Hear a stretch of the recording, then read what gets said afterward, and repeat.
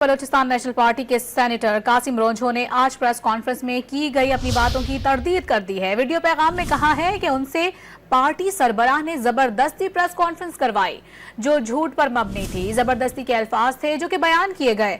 वो 15 दिनों से घर पर मौजूद थे। मुझे पार्टी के सरबराह ने और उनके कारकुनों ने, जो MP हैं, कुछ 2-3 MP और इन सब ने ले जाके सेनेट में एक प्रेस कॉन्फ्रेंस जबरदस्ती करवाई मुझसे, और वो टोटल फैब्रिकेटेड झूठ और उस पर मबनी है। और ये जबरदस्ती के अल्फाज थे जो आगे लिखे हुए थे कि भाई घर से उठाया गया या क्या किया, और ये सारे मच्छर ये सब कुछ उन्होंने लिख के आगे मुझे रखे हुए थे, वो मैं पढ़ रहा था। तो ये एक टोटल झूठ और फैब्रिकेटेड है।